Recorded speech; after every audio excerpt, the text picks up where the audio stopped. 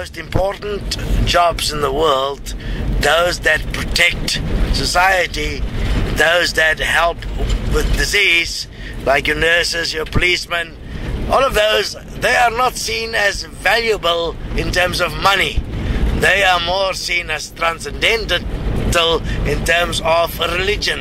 It means you're in service of humanity. That's why you should not get money for good service, because money is evil.